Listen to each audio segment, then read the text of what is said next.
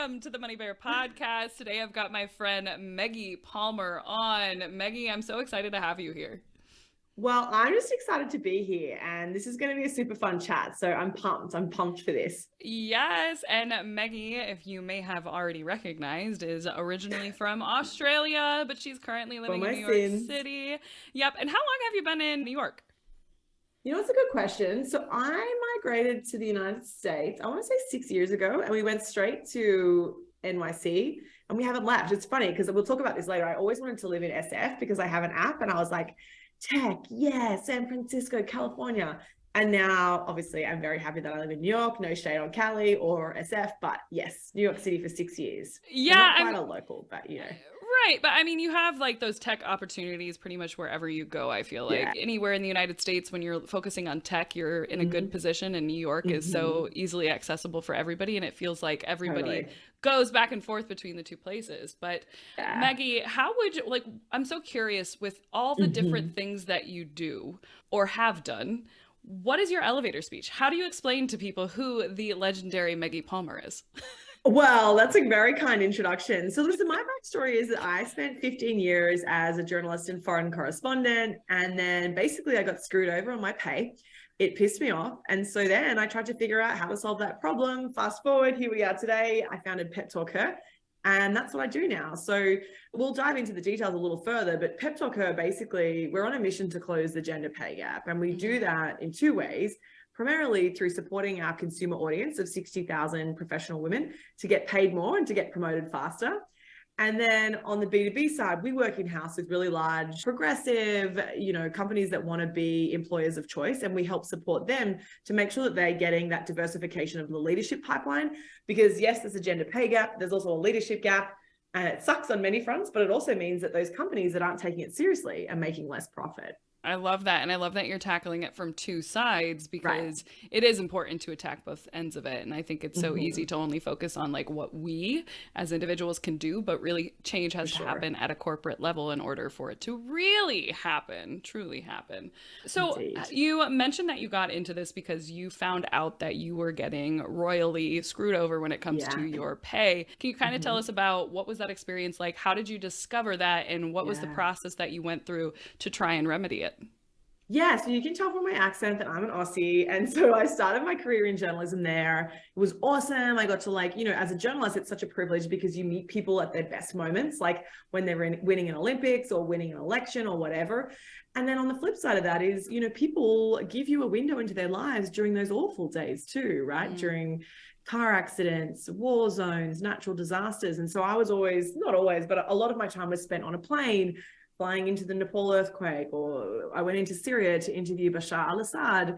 I had the very tough job one day of going to Paris to interview Brad Pitt on the red carpet. So, it was a pretty varied job, I would say, and I really loved it. Right. Tough day at the office. And shout out to my little cousin who I took with me as my producer, so she could also meet Brad Pitt. That was fun. The perks of the job. But yeah, so it was a really fun job. I kind of had an inkling that maybe it wasn't going to be for me forever. I was like, maybe it's like an 8 out of 10, a 9 out of 10 job. And then it's so random, but actually a former boss of mine left the company where I was working at the time. I worked in Australia. I worked at the BBC World in London, CNBC, all over the place. Anyway, about 10 years ago, I was working at a company and I found out through an old boss that my pay and my contract and my conditions looked super different to the guys in the newsroom who I sat next to and who I reported alongside. And I was like, oh, well, that's just they'll fix it. That's just a mistake. And so I had a conversation with them. I was like, yo, what's with this? And they were like, yeah, so if you don't like it, why don't you quit or we'll see you in court? Oh my gosh, that was the reaction you got? Was just literally not even like a front of, oh yeah, we'll look into it. No, they didn't even, no, they were pretty, I mean, maybe they were dancing around it for 5 seconds, but it was basically yeah, take it or leave it. That's was shocking. The message they gave me. Yeah, it is shocking. And I don't want to say in fairness, I will say it was almost a decade ago. And so the good news is that the conversation was a little different then. It doesn't make it okay. It was still illegal.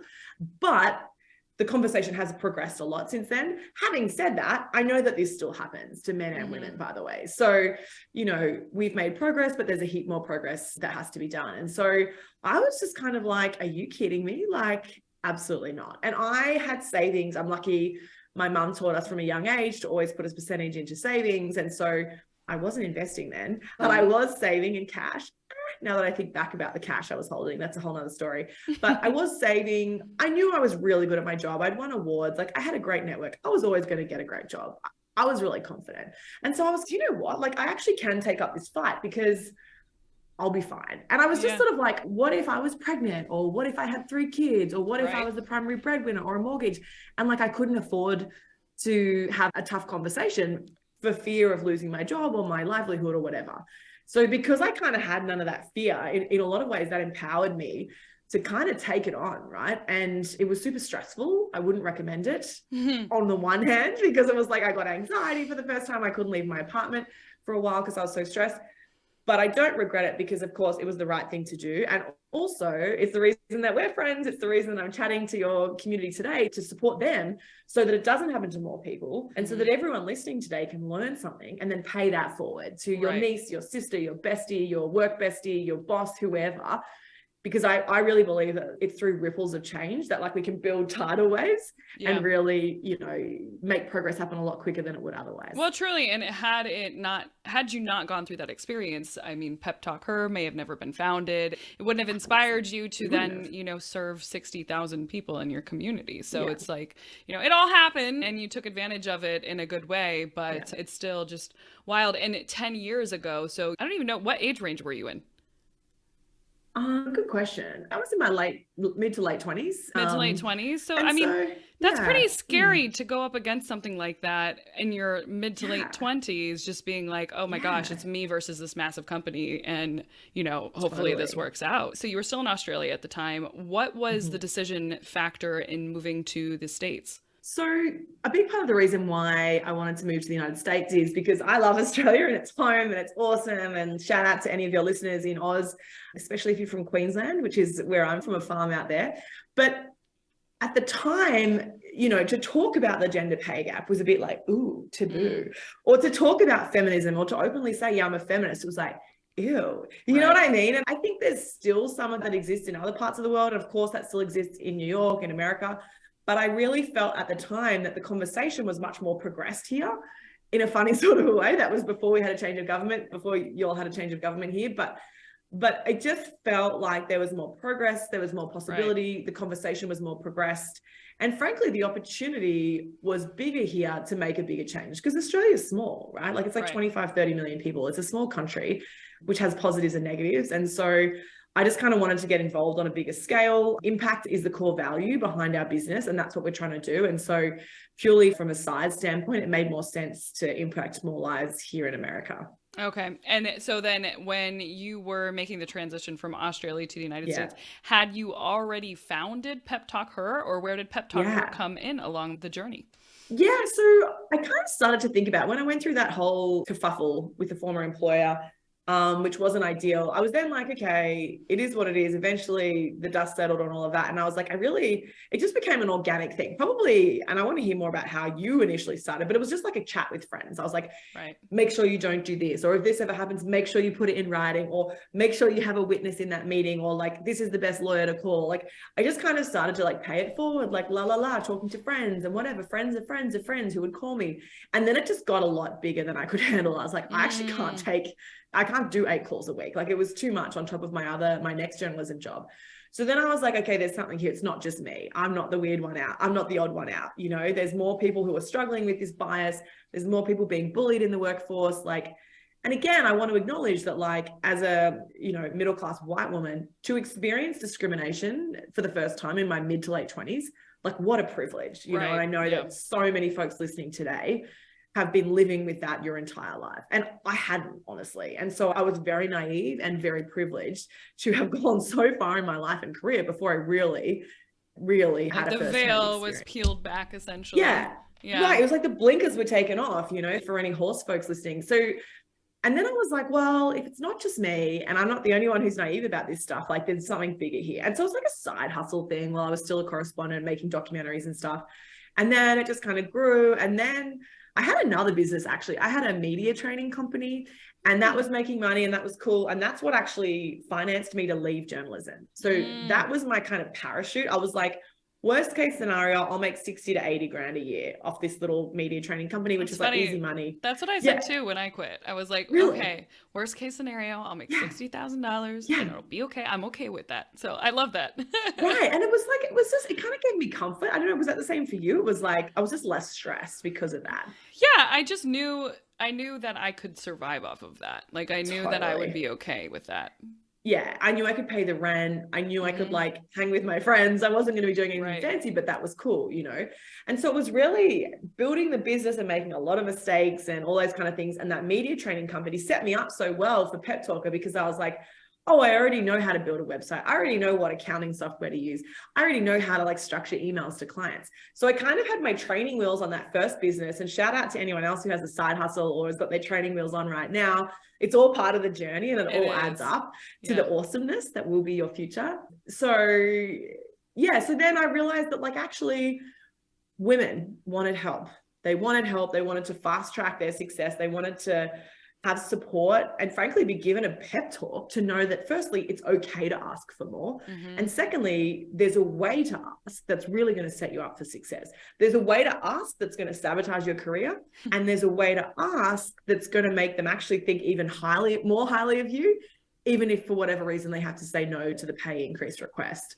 So then I realized, well, actually, this is a business. I thought about doing it as a nonprofit because I really believe in the value and the impact that we're having. But I was like, I need to value my work. I know that the roadmap that I have works. I know that I can help people get 10, 20, 30K more easily. Yeah. Very easily through a few conversations. I know that. And so I need to role model this behavior for my community. I need to say this has value. I have value and so do you. I can ask you to pay me for this and you can ask your boss to pay you or a client or whatever. So we're a for-profit, for-purpose business. So we funnel a lot of our profit into free resources like the PepTalkHer App, which we can chat about, like our free resources, like our free masterclasses. You know, more than half of the work that we do is on our free content to support the community because that's what I have a real heart for. But then we do have a paid course for people who are wanting to get a pay raise in the next 6 months. And then we work with a lot of Fortune 500 companies to support their leadership diversity goals as well.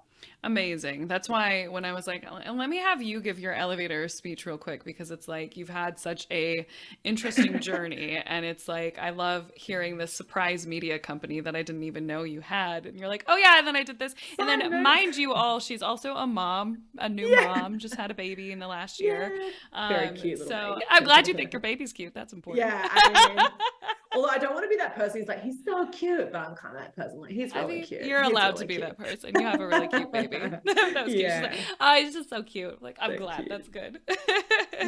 Incredible. So you had already experimented essentially with the media company. It was your first baby. And I love what you said about, you know, just getting started with whatever it is that you're doing right now, because it's going to eventually transform. And Clobear was the same way. Clobear, you know, Clobear started off as, I don't know what I'm doing, but this makes me feel like I have some purpose. And then it just, you know, it expands and you just take the right next step. For you, when you're staring at this, like, I've already helped people in a one-on-one situation, I want to turn this into a larger company. Did you have any idea that Pep Talk Her would explode to what it is now? I always wanted to have an impact. I thought that journalism was the way that you could change hearts and minds through story, through the power of story, through shifting people's perspectives. I really believe that media was the way to do that. And what I started to see when I was a journalist, I was like, actually, technology is impacting people's lives more and more. I want to get on that train, because I was like, the media's power, I thought, was declining, and I still believe that to be true. And I saw tech's power increasing. And I was like, that's the future. That's how you can change people's lives. That's how you can shift society's perspectives, biases. And that's what really interests me, you know? So for me, it was like, that's what I'm interested in doing, is shifting perspectives for what I believe is the better towards a more equitable future. And so the way that I did that, I guess I never really knew how. But it's like, does anyone even really graduate or like does anyone ever like as a 10-year-old be like, yeah, I'm going to do that, and that's what my life's going to look like when I'm 60? No, Like I feel like, that'd be so you just boring never if it know. was. Yeah. Yeah. I really feel like the journey is the destiny. Like I feel like the process of building is the fun part, regardless of, you know, we're going to hopefully hit 7 figures this year. And that's like such a milestone that I have in the business. But also it's not about that. It's about getting there and figuring it out and stuffing it up and improving and apologizing and connecting. Like that's the bits that I love. And I just kind of, the people that you meet, and then those relationships, like you and I meeting on the internet, and now we're still friends. Like it's just crazy. And that to me is what, like, that's so special, and what a privilege to have that as a part of my story, and to help people along the way is like, what a sweet little like icing on the cake. 100%. No, I say that all the time with money coaching and financial education. It's like, I feel like I hit the jackpot in terms of what I do for a living, because it helps people, but it also pays my bills and then some. So it's pretty cool. Now, I think a lot of people would hear like, okay, but how did you switch? How did you go from I'm a journalist with a side business as a media company to I run a big, I mean, Pep Talk Her is not small. Pep Talk Her is impacting 60,000 people. It's like you said, you're on track to hit 7 figures this year, and you have a whole ass app. Like for me as somebody who I'm like, I hear app and I'm like, how the heck, what was your first step? What did you decide to do? How did you figure that part out? Because your background especially is not in tech.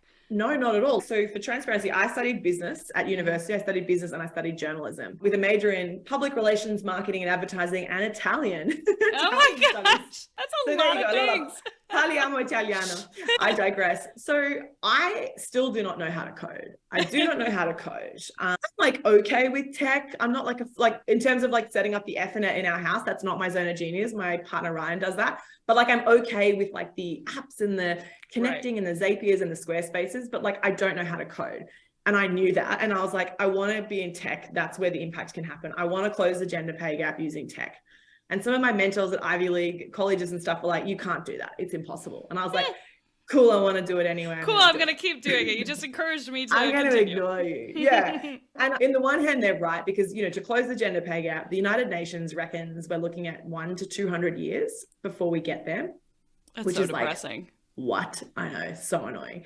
So, you know, to quicken that time frame, we need business to change their policies. We need government to change legislation and, you know, put the onus financially on companies to kind of get up to speed. And I also do think there's a capacity for grassroots change too. And that's really where we're playing.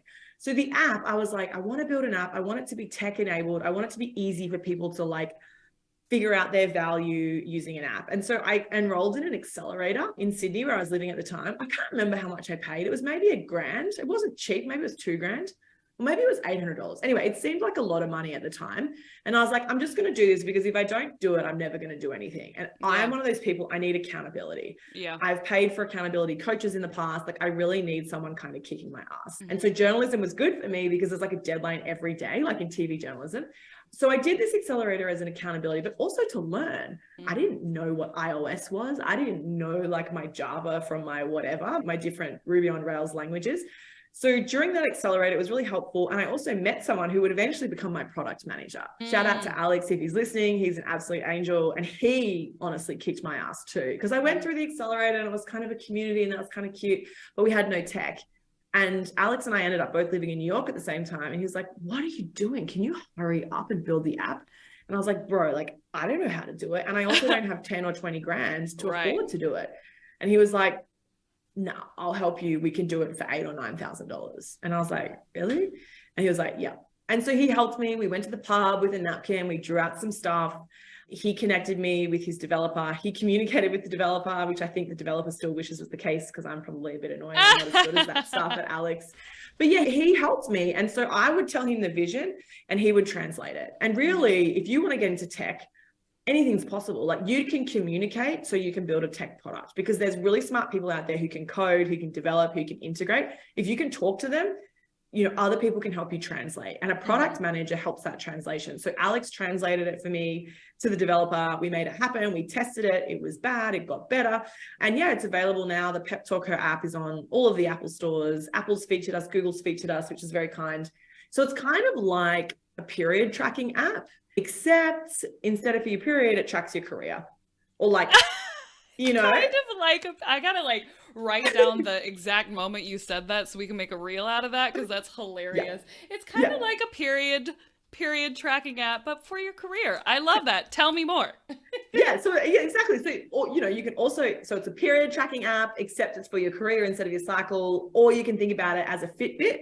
Instead of your workouts and your health, it's for your career, right? Yeah. So that's what the app does. So it'll be like, Chloe, what's going on? Like, what are you stoked about this week at work? Or like, what deadlines have you hit? Like, how's Chloe going? Like, what are you really proud of this week? If you're in the corporate world, it might be like, what clients have you closed this week? What events did you organize? Upload a photo, screenshot some feedback from a client, upload that to the app. So the goal is you have everything stored here so that at performance review time, you're like, yes, I've written down something every week, every other week. I've got 20 to 40 things because Meggie told me to on the podcast stored in the app. I'm not going to stress out about my performance review because I'm good. Because like, data. Yeah, it's the data. And it's like, it's not just like, I deserve a raise. Right. It's like, I have year on year increased our website traffic by 23%. Our Instagram followers have gone up by 11% in the last quarter. You know, my sales targets have been exceeded by 13.5%, which is better than the entire team. For this reason, you know, that's why I want to have a conversation with you about my salary, about my title going forward.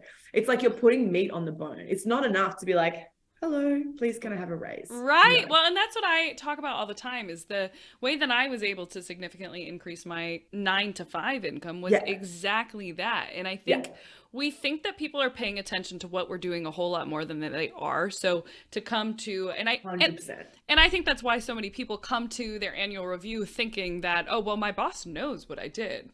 No, your boss knows what you did, but they don't know what necessarily results are. They don't necessarily know what you went above and beyond for. They don't know how, you know, they're not keeping track of that data. That's your responsibility. And again, nobody else is going to do it. So I love that there's an app to track that, because when I was doing it, it was just in this massive Google spreadsheet where I just like type random shit into it when I would remember to do it. So, and that's the thing. Amazing. It's like, if you're hectic and you remember and you do it every day, like, amen, go for it. If you're a little bit like not as good on that stuff like me, so the app will just send you a notification twice a week. It'll be like, hey, what's up? Don't forget to track your success. It's almost the weekend. What was your win this week? Like, that's it. Super simple. You can categorize it to make it easier so it's not a total disaster. Because like, I don't know what I had for dinner last Tuesday. Like, couldn't tell you. Couldn't tell you what drink I had at the pub with friends a month ago. No recollection. So like, it's not reasonable to expect that you can remember what you did at work in February or November or September. Like, who knows? And like, to your point, your boss might maybe have 20 direct reports. They might have 3 kids. They might be going through a divorce. Maybe their dog's sick. Like, they've got other shit going on too, right? And so like, they're not just sitting there their whole life thinking about you and your career. Right. That's your job. Like, I hope you find that like 1 in a million boss who's like the best. And that's awesome if you do. But like, most of us are going to have pretty average to poor bosses. And so we have to really manage them. We have to set expectations. Like, I have a one-on-one client and she was saying to me the other day, she's like, well, there's just no time in our calendar for me to talk to my boss. I was like, okay, so what are we going to do about that? We're going to put a recurring every 2 weeks meeting into their calendar with their permission. You can ask their EA, you can ask them and you can say, listen, I love our connection time. So I'm just going to go ahead and put a recurring invite every 2 weeks so that we can catch up for 25 minutes. Yes. Easy. It makes it so easy. And as a boss, you want that in your employee. Like, even now, I just hired a content assistant. Like, I've had people I've managed in the past in my corporate career as well. And I just love the way she manages me. I love it. She comes to the meeting with agenda already made. And I'm like, oh my God, this is so good. I wish I had hired somebody a long time ago, because she's so good at knowing what I need. Yeah. And making sure that like I have the information that I need. So shout out to Alyssa if you are listening to this episode, because she's freaking phenomenal. Everyone should be like Alyssa. Oh gosh, she's fantastic. So I love that. And I think that too, you know, it kind of touches around that mindset. I'm sure you work a ton in mindset with Pep Talk Her, with your one-on-one clients and your coaching, because I think so many of us, especially women, we have all these mindset blocks. Like, when I used to run a little networking group for career-oriented women, and I remember one of the most common conversations we'd got is like, when I show up to this new job, there's no onboarding process, there's no, you know, there's no system in place for me to succeed. And it's like, you have to go out and create it then. Like, you have to recognize the problem and then create the solution unfortunately. You know, in an ideal scenario, it'd be great if everything was handed to us, but not necessarily a reality. What would you say are some of the biggest kind of mindset obstacles or barriers that you see a lot of your students in Pep Talk Her facing, as well as in your one-on-one coaching? Yeah, you know, one of the biggest ones I see is so many people say to me, like, Meggie, like, you know, I'm earning good money. Like, I'm good. I'm paying my rent. I'm paying my mortgage. I go out to dinner once a week. Like, life's good. I don't need to ask for a raise. And I'm like, or do you? You know, like couldn't it be better with more? Well, and maybe it could. And I think part of the mindset is thinking like, what else could it be? And like, listen, because some people are like, well, I don't need any more money. Like, I have a car, la, la, la. I'm like, so if you could be being paid more money, if you are worth more, please take the money. I don't care if you want to give it to your favorite charity. You can give it to your niece. You can give it to your mum. Like, put it in an ETF, whatever you want to do. I don't actually care. But the thing is, if you're actually doing others a disservice, if you don't ask the question. And one of my mentors, she said to me, the way she approaches negotiation is, she's an academic. And she said, when I go in to those conversations, I don't go in as me. I go in as me, a partner, a mother, a grandmother, a dog mother, a horse mother, and a leader of the next generation of women academics. Yes. And so all of a sudden, she's not negotiating as one individual. She's negotiating for a hell of a team, right? And she owes them. They're relying on her, and she owes them to go in there and have a really frank and candid conversation. And it can be a kind conversation. It can be a loving and very respectful conversation, but there is power behind that reframe. And so, you know, you might be doing well and you might be paying your bills, but if you have a niggling feeling, if you're listening today and you're like, I kind of feel like I'm getting a bit screwed on pay. If you have that feeling, you probably are.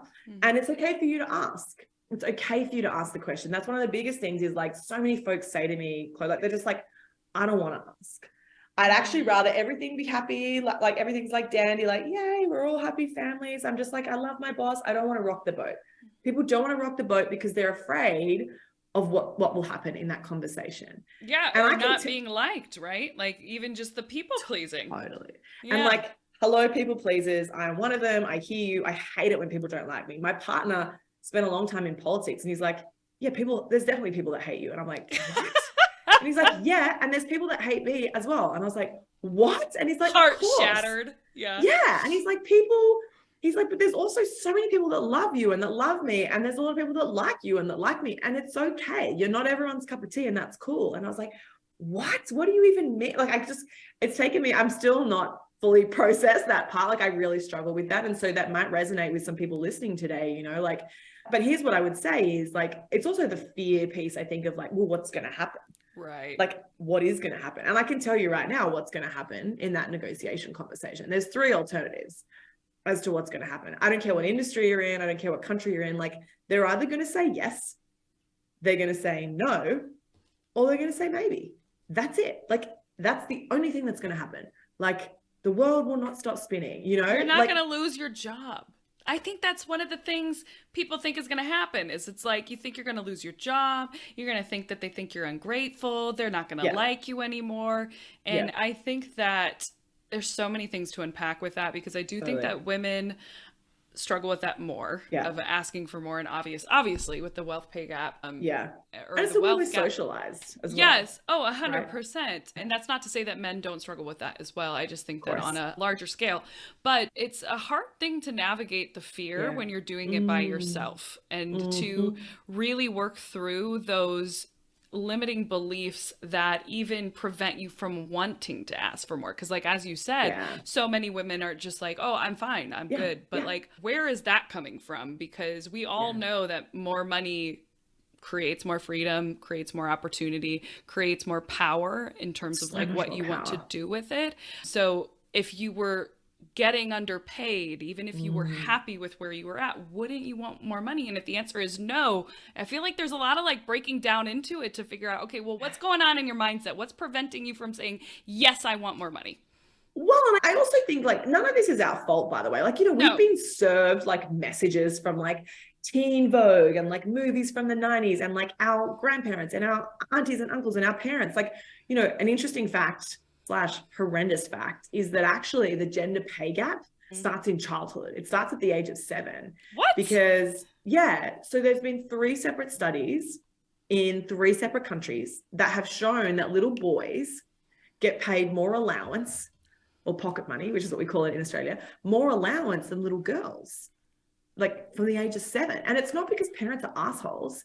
It's because of unconscious bias. And so let's take this as a super generalized example, but like, for example, doesn't that blow your mind, by the way? Like, that's what do you shocking, because you would think of all people, the people who would want to pay their children equally would be parents, Of course. Not even thinking about it. That's just wild to me. And of course, there are parents that do, etc. But this is like an aggregate of the researchers and what they found. But it was 3 separate studies, so it's not a one-off random thing. Yeah. But so, for example, like let's say a little boy is collecting firewood for the fireplace. What's probably happening, they hypothesize, is that task is perceived as tougher or more hard work or more important, say, than perhaps preparing a meal in the house, for example, or folding the washing or something like that. And so from a really young age, we're socialized to think that the work that people who identify as female do versus folks who identify as male do is different. And that there is this sort of consensus, this unwritten rule that the stuff that boys and the guys and the men are doing is more valuable and it's more important. Wow. And we see that in the workplace. There is a gender pay gap in every industry except for one in favor of men. We know that when more women go into an industry, the average wage drops. So women's work is not valued, and that, that can be applied to so many different facets of our lives, right? So progress is happening, but it takes a long time. And so the point about talking about that, gender pay gap starting young is to say that these deep-seated mindset challenges that we have run deep, and you're not going to fix it after listening to this podcast. I mean, I hope we do, but like, it's going to take time. It's going to take work.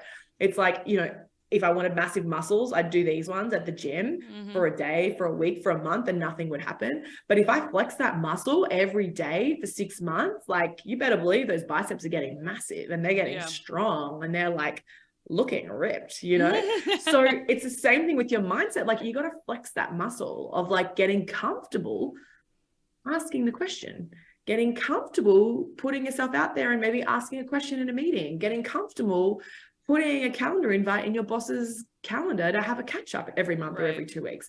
It's okay. They might reject the calendar invitation. They may say no to your request. That's okay too. That's their prerogative, but you can ask. It's okay to ask the question. And it's okay to do what you have in control, because even you attempting to take the meeting, you attempting to be proactive about it, if you are not receiving the kind of response that would be reasonable, then I think that's telling to you about your value in that workplace as well. So it's like the effort is important, not only because it will help you get ahead, but it's also important to find out, are you at the kind of place that's even going to value your growth? And if the answer is no, well, might be. Well, and that's the other thing, because sometimes you will ask and you will get told no, right? And so there's a couple of ways to approach that. You can be like, okay, cool, thanks anyway. Or you can be like, okay, cool, I'd love to understand more about your thought process behind that decision. And they might say, well, to be honest, budgets are really tight. And you can say, that's interesting. I appreciate that must be really tough for you as a manager. When will those budgets be renewed? Right. And they might say, well, in 3 months' time. And you can say, okay, listen, can I suggest we revisit? I'll accept the offer right now. And then shall we revisit this conversation in 3 months' time? And, I'm sure that I'll continue to perform at a high level and we can revisit the numbers then. And they might say, yeah, that's totally fine. And or they might say, the seed. You've planted the seed. You've set an expectation of like, I know I'm worth more than this. So you better believe that at some point I'm expecting you to go up. Right. You might say, well, listen, right now there's a lot of, highs and lows in the economy, a little bit of jitters around. So you might ask the question for a promotion or a pay raise, and your boss might say to you, Meggie, there's no more money in the budget. And you can say, listen, I got to be honest, I'm disappointed. What other ideas do you have to help increase my compensation and my full package so that I feel really valued and respected to continue to give you 110%. And they might say, well, listen, and this has happened to me, by the way, my boss said to me, like, just take an extra 2 weeks annual leave and we just won't tell anyone. And I was like, what? And he was like, yeah, just like, it's just a handshake agreement between you and me. And like, it's all good. And I was like, really? So I got an extra 2 weeks vacation, which like, okay, there's no money in my paycheck every week extra, but like, that was cool. I went to Bali with friends and I got paid. So I was like, sick, that works for me. Like maybe they'll send you, maybe there's no more, because you got to put yourself in your boss's shoes, right? So your boss is looking at the budget, the profit and loss and whatever. And they're like, my salary bucket is empty. So you might be like, okay, cool. Let's talk about professional development. I've always wanted to go to the Adobe conference, or I've always wanted to get this Salesforce certification, or I've always wanted to do a short course at Harvard. And your boss might look at the buckets and go, you know what? I've got $7,000 in the PD budget, the professional development budget. Yeah, that's cool. Let's add that into your contract. $7,000 of professional development budget. I've always wanted to do, you know, the Clever Investing course or the Pep Talk Her course. Like, would you be open to reimbursing me for those expenses? And often they'll say, yeah, that's fine. Yeah. Maybe the executive coaching budget has capacity for you to do one-on-one coaching with me or someone else. Like, that might be something that would progress your career. Maybe they can't give you the money, but they'll be like, we'll give you the VP title. We can't afford to pay you that yet, but we're happy to give you the VP title. Now, it's a decision for you whether you want to accept. That's up to you. But I'm saying to you is that, like, the non-monetary benefits can add value to you now, but also for your next job or your next job or your next job, you know? Right. I think that's the thinking outside of the box of what else is compensation. What does that look like? And even you said not that long ago, I had a question box where somebody asked, like, should I take a promotion even though there's no pay increase? And obviously every situation is different. But I think even if you decide to take the promotion to get that better title, and then you start looking for a new job that will give you the pay increase, you're going into that search with a better title. So it's like most of the time too, you're already doing the work. So it's like you've accepted the work already, you're doing it, and now it's just getting the title that you deserve. But obviously every situation is definitely nuanced. Now, one of the things I want to get to in this episode, and I feel like I could talk to you about so many different things, because the gender pay gap and the gender wealth gap are just two things that are, I mean, they're endless and things that I'm definitely passionate about. I'm really passionate about getting people paid more as well. I know you are, and I love it. I love it. And for those of you who are listening, who are in the lazy investors community, Meggie's actually going to be coming in and giving a little workshop on how to increase your income. And I'm so excited for that. And I can't wait to introduce you to everybody. But for those who are listening, kind of give us, how about, 3 tips on how to approach the salary negotiation, how to get paid more. What are like the first 3 things that you suggest when somebody is like, listen, I've been working at this company for a while. I haven't asked for a promotion. They aren't like going out of their way to promote me. What steps do I take? All right. So there's 3 steps you're going to take, and we've got some more detail in our cheat sheet that you can check out as well. It's peptalkher.com/pay-me-more. But let's break it down now. So what you're going to do, if you've got a pay review tomorrow, in 3 months, in 6 months time, it doesn't matter. You're going to practice these same 3 steps. So what we're going to do is we're going to track, we're going to practice, and we're going to prepare. Those are the 3 things that we're going to do. We're going to track, we're going to practice, and we're going to prepare. So the tracking is that consistent tracking of those successes, screenshotting of the feedback, requesting feedback actively from colleagues, from your bosses, etc., as you go along throughout the year. Now that does a couple of things, and uploading it into the app, right? If you are consistently tracking once a week, in theory, you'll have 40 to 50 things at the end of the year to be like, here's why I'm a badass. Here's why I'm a badass. Here's why I'm awesome. Here's why I rule. Here's why I rule. Here's why you can't afford to lose me. Here's why you'd be lucky to keep me, et cetera, et cetera. So tracking those successes is really important. The other thing that you want to do from a tracking perspective consistently throughout the year is track asking for feedback. So someone who I've collaborated with in the past gave me this piece of advice a couple of years ago. She calls it the FYI only email. So the FYI only email is an email that you send to your boss, maybe. The cadence depends, but I like to say every 2 weeks. So you're going to drop your boss an email and you're going to be like, hey, Joanne, super excited for the Chicago Bulls game this weekend. Hope you are too. Quick update on my end. As discussed, I've let go of Rochelle. She wasn't performing. It's all good. Her severance is sorted and there's no hard feelings. We've retained the Coca-Cola account. Really excited to continue growing the team on that one. And I've implemented the new software, which is saving us about 3 hours a week from an automation perspective. Have a great weekend with the kids. I'll see you at the team meeting on Monday. So that super simple structure is connecting on a personal level, Chicago Bulls weekend with the kids. And it's also being like, hey, I put out this fire. I fired that person like you told me to. Hey, I retained this account. Amazing. And I've done this, software automation or whatever. So if you send that email every 2 weeks throughout the year, you're giving your boss an opportunity to say, hey, I didn't want you to fire Rochelle, or I handle Coca-Cola, stop talking to them, whatever. They can give you feedback, good, bad, or otherwise. but you're also planting the seed. It's Meggie. I'm over here. I'm working really hard. It's Meggie. Just achieved a bunch more cool stuff over here. Hey, don't forget about me. I like basketball and I'm kind of awesome. So you're consistently giving them those like little nudges. And in the psychology framework, they call it the nudge theory, which is what the app is based on, which is basically like, we want to take baby steps towards the goal that we want to get to, right? So if I'm flexing that muscle, we're going to flex it little bit by little bit by little bit, and we'll get those results. And it's the same thing with that tracking process. So that's the tracking, which is kind of a longer game. But if you've got a cram and you've got an overnight pay raise conversation tomorrow and you're listening to this podcast, especially, just quickly go back through your calendar, think about your top 3 clients or top 3, cheerleaders in the company, and just find some pieces of feedback and collate that super quickly.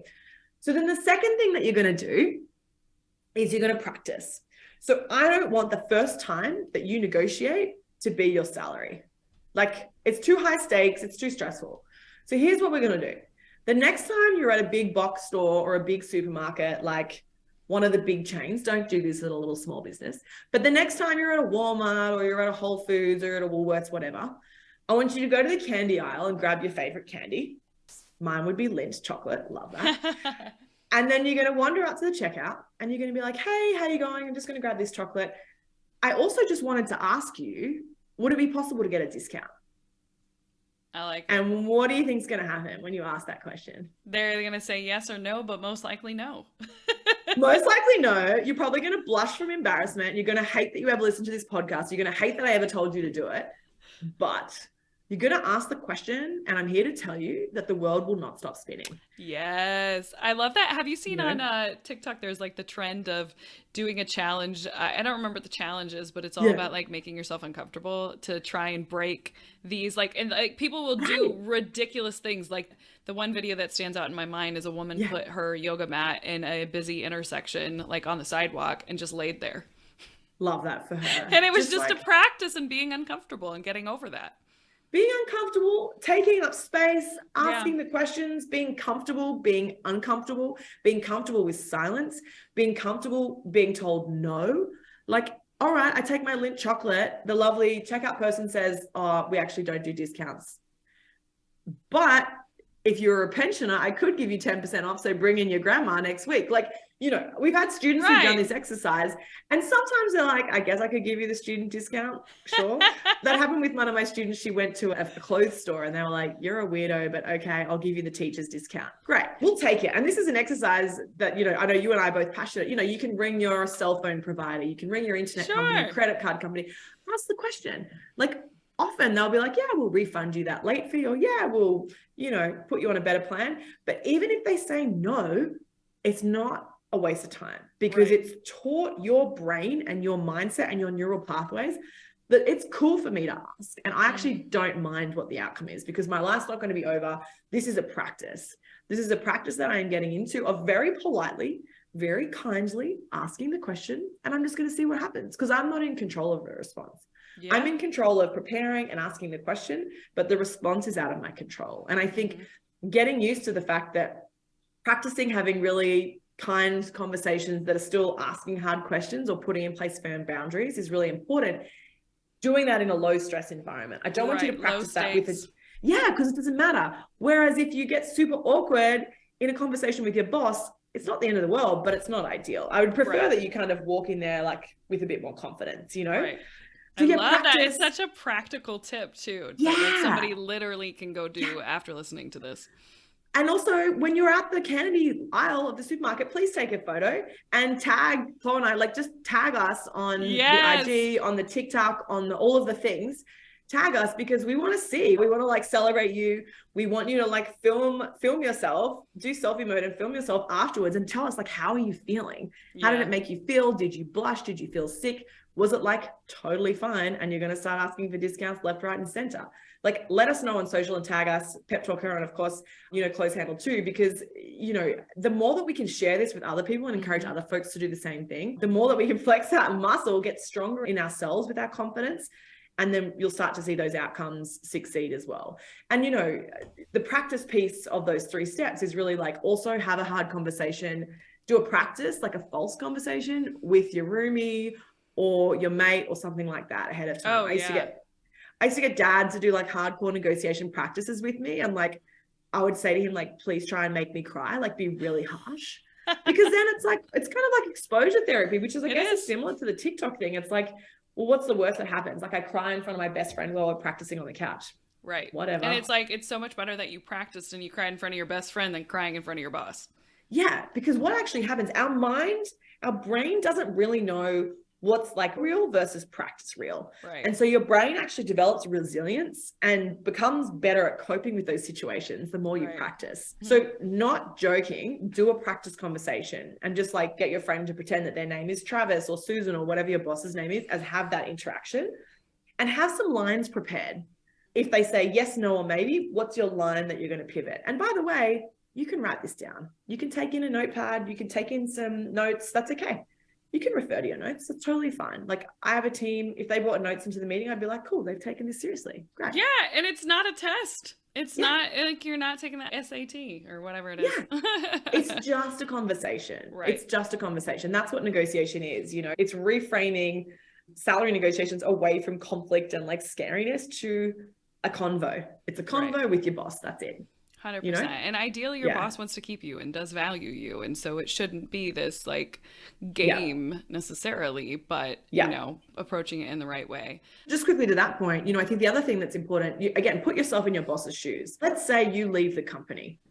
You're awesome. You're contributing. You know the team. You know the nuances. You know the highs and the lows. You leave.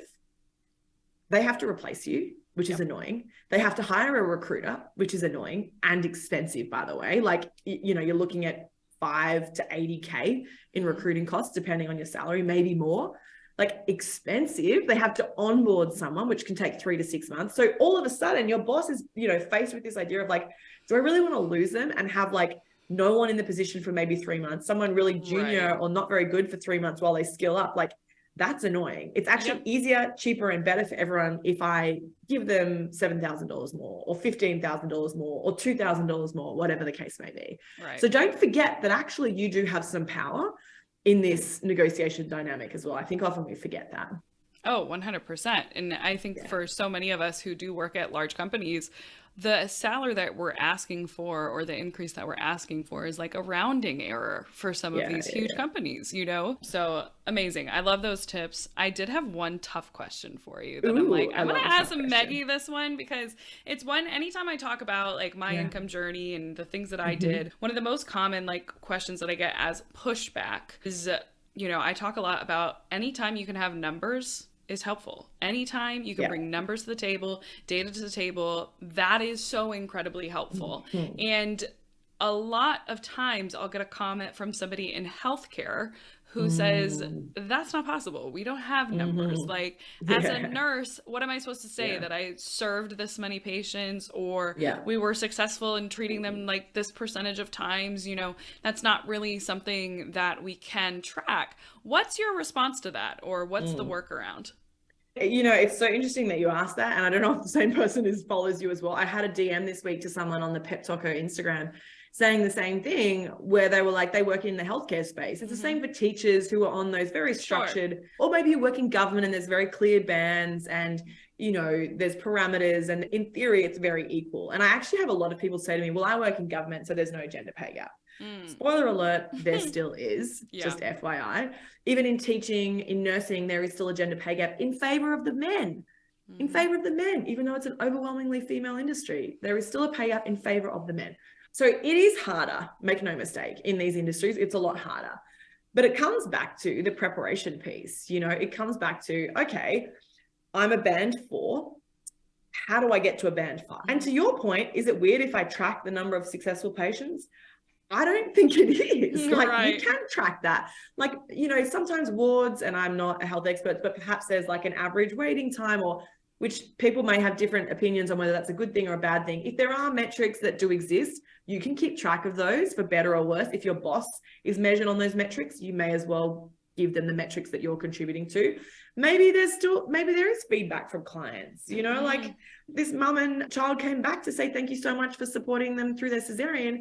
Okay, maybe they bought you a bottle of wine or some chocolate. So it's different feedback, but you can still have that conversation. Say like, here are some examples of where I've proven, or my clients or the patients have shown that I've gone above and beyond. Right. So that's kind of semantics though. But really, when you're in a banded industry, and a very structured banded industry, it's about moving between those bands.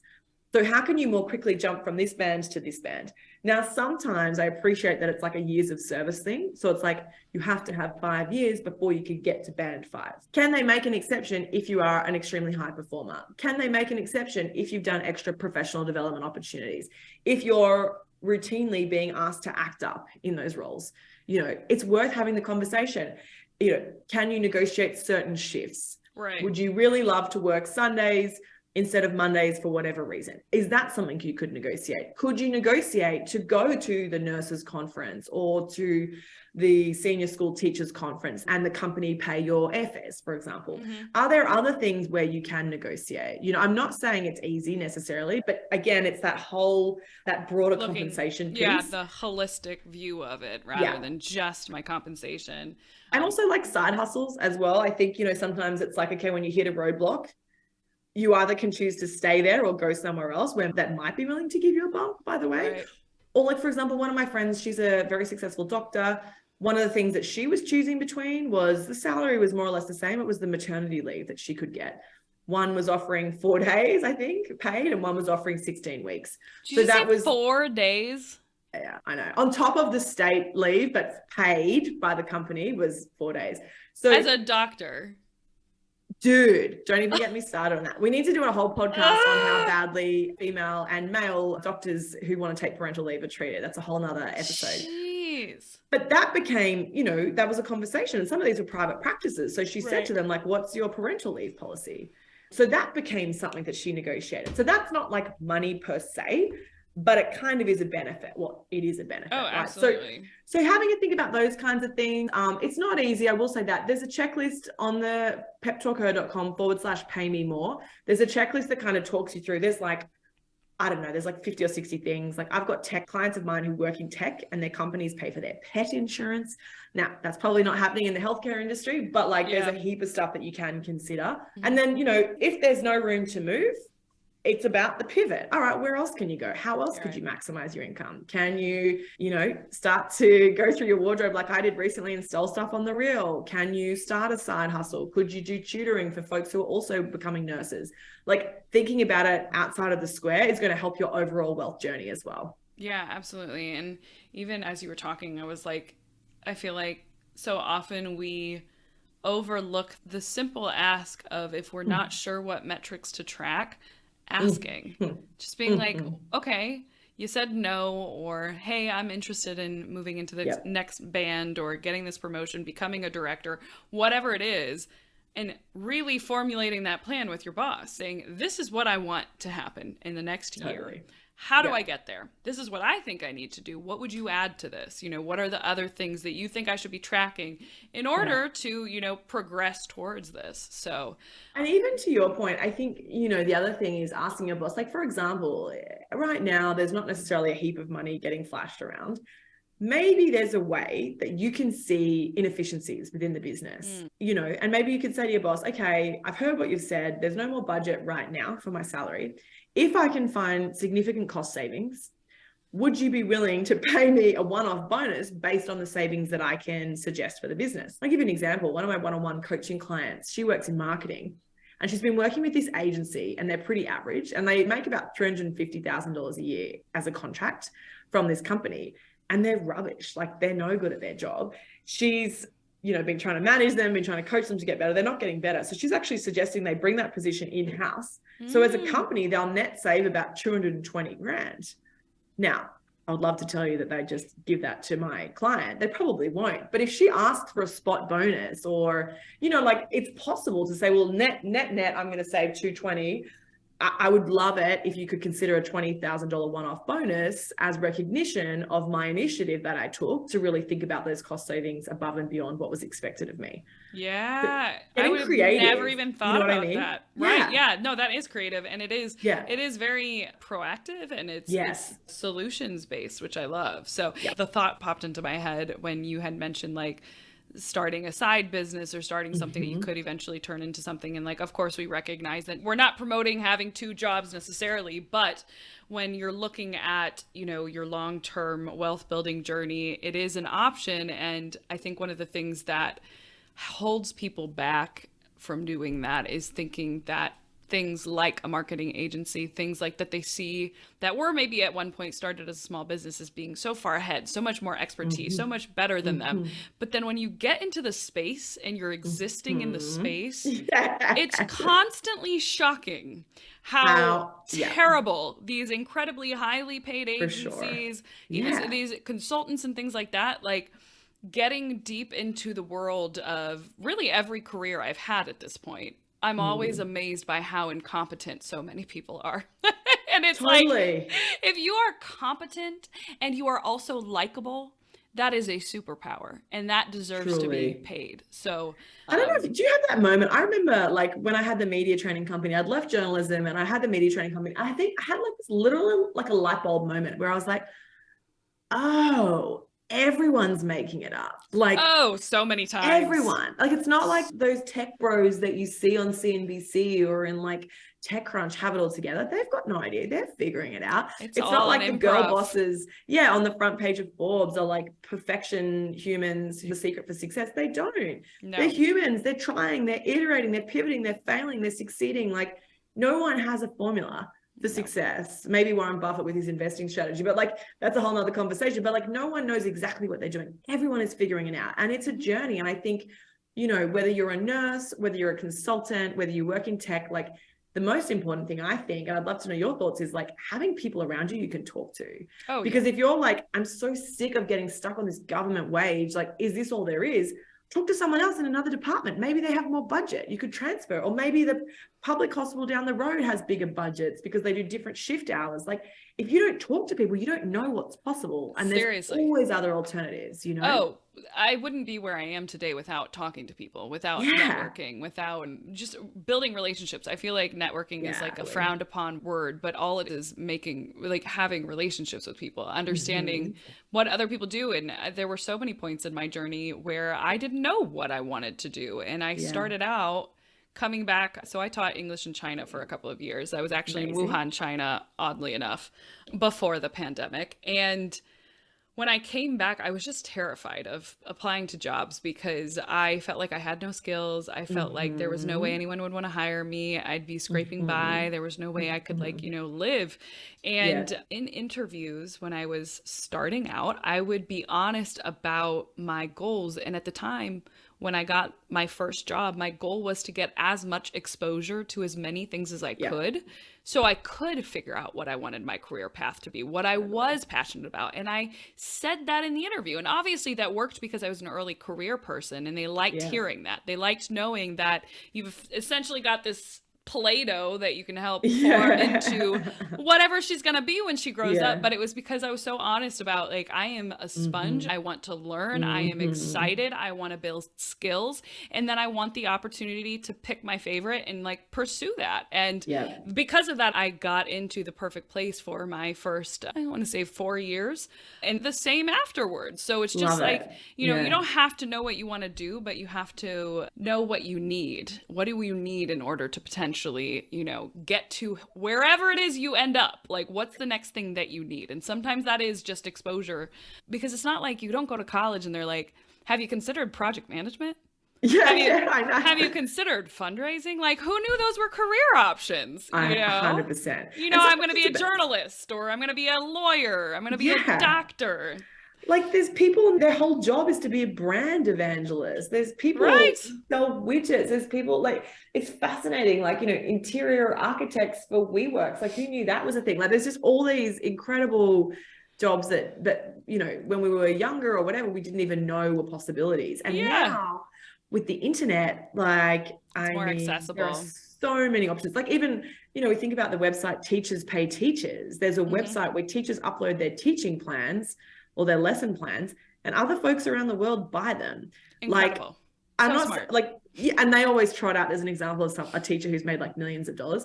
But like, if you can make $17 a week from that, I'm not complaining. That's like $600-$700 a year. Sure. That's working smarter. It's You know what I working mean? smart. Yes, for sure. Absolutely. So like, and then you look, yeah, I mean, you think about the healthcare workers who started that scrubs company that's now gone public. Like there's always opportunities. And also I just want to say as well, like for people who have no interest in a side hustle and have no interest in changing jobs, that's okay too. Like 100%. there is no shame in in having no interest in having your own business. Like it's not for everyone.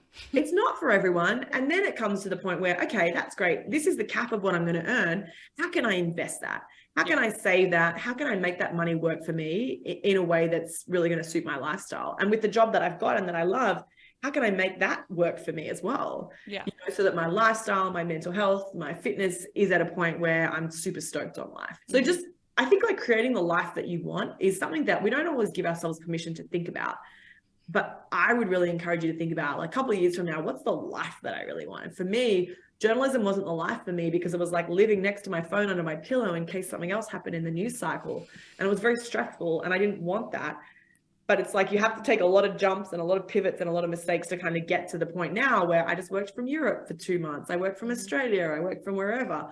Like it doesn't matter if I've got my laptop on my cell phone, we're all good, you know, but you have to kind of dream about that and then kind of retrofit what are the steps that I want to take to ultimately get me there. 100 million bajillion %. Like, and I know that's what you're all about too, right? It is, because 3 years ago, if you had told me I'd be doing what I'm doing right now, I would have been stoked, but I also would have been like, but how? What was the first step that I took? Because I never thought I wanted to be a business owner for years. And it wasn't until that I got like a taste of it that I was really like, oh, this is what I want. This is like my dream. And because I had no interest in becoming a business owner for a really long time, the solution to the life that I wanted was personal finance. It was getting my money right. And that's what then led to who I am now. So yes.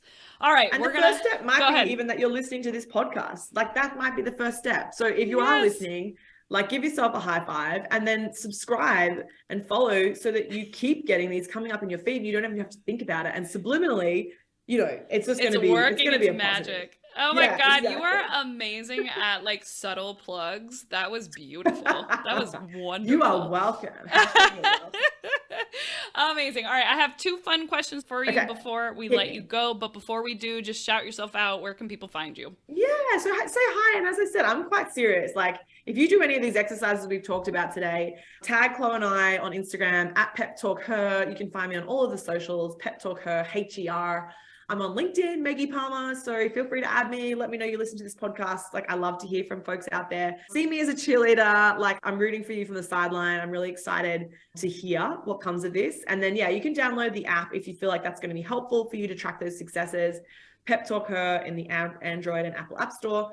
And then if you're like, I've got a pay review coming up or I want to ask for a raise this year, I highly recommend PepTalkHer.com/pay me more.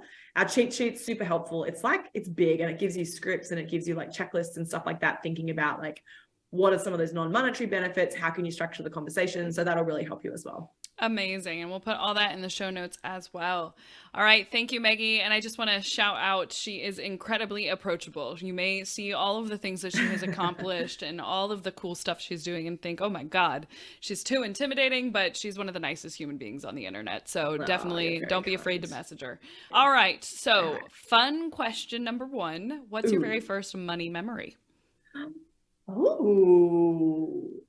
I think my first money memory was like my grandma used to give us like $10 or something for like our birthday. It was like $10 was the baseline, but if you were 12, you got $10. Maybe it was just, did we get the number of dollars of our age? I think maybe we got the dollars of our age, and maybe I was around 10 when I remember getting it. And I wanted this Babysitter Club book from the bookstore, and it was like more than $10. So I had to like save up. Mum was like, well, I guess you got to wait for another birthday. You got to save up. And then eventually I got this Babysitter Club book and I was like, this is so sick. I'm like, I'm living with my Babysitter Club book. Oh my gosh. That's so cute. The Babysitter Club book. Yes. I love that your first memory was of a book too. That's great. I know.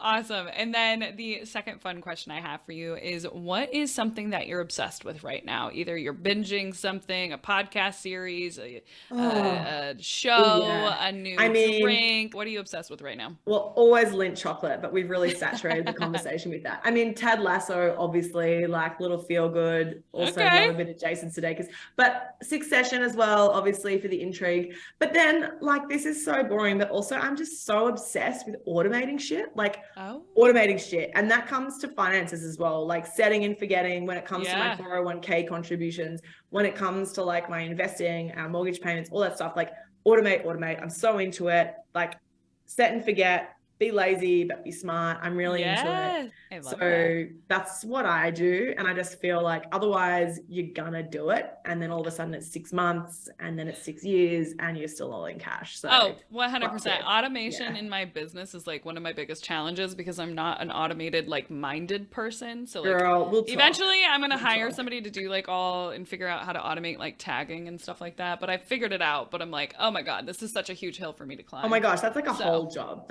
Zoe is your friend. If anyone, but I want to hire somebody for Zapier. I don't want to learn Zapier. I don't want to do it. It's actually very easy, but yeah, you can hire someone. But Zapier, if you've never heard of it, do yourself a favor, Google it. It's amazing. I'm obsessed. It's so handy. And I just had a thought, actually, some of the questions you were asking today around mindset and around like, you know, your value and appreciating that made me think, I should have mentioned this as well for your listeners.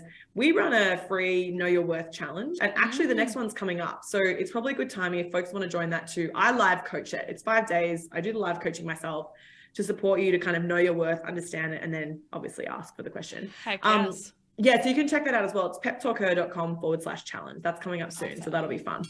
Cool. Amazing. Thank you so much. I feel like there were so many good tips in here. I hope you guys all enjoyed it. And I'm excited to bring you into the Lazy community next month.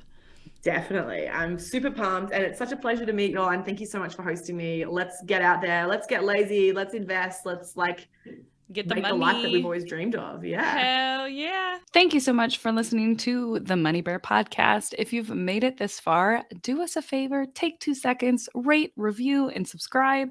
It seriously means the world to me. And if you just take a sec to do that, I will appreciate you endlessly. And if you do, let me know on Instagram and I'll thank you personally. So got that. And of course, since we were talking about anything financial on this show, please note that nothing on this show is intended as financial advice. I don't know you, unfortunately, and because of that, I cannot tell you what to do with your money. You got to work with a financial professional who knows your situation, who is preferably a fiduciary, and keep in mind that everything that we talk about on this podcast is for education and entertainment purposes only. It's all my opinion. So there's that. If you want to see our full terms and conditions, head on over to the show notes. And while you're there, we've got free resources for you to get started on your money journey down in the show notes as well, including a free guide to help you with your budgeting templates and budgeting tutorials and investing 101, understanding the different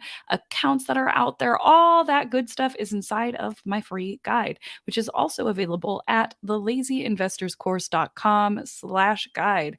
And if you're ready to take our relationship to the next level, also, I've got a free investing class that is available at thelazyinvestorscourse.com/webinar. We host it once a month. If you're ready to take our relationship to the next level, I am also hosting a monthly investing class. And that investing class, you can find the times we're offering it this month at thelazyinvestorscourse.com/webinar. That link is in the show notes as well. And that's where you have the chance to meet me live and ask those money questions live. It's a good time. We've had over 20,000 people as of recording this join or register. And it's always nice to meet you guys. So I hope to see you there. Again, all that is available down in the show notes. So thank you again for coming and listening. I appreciate you, and I'll see you next week.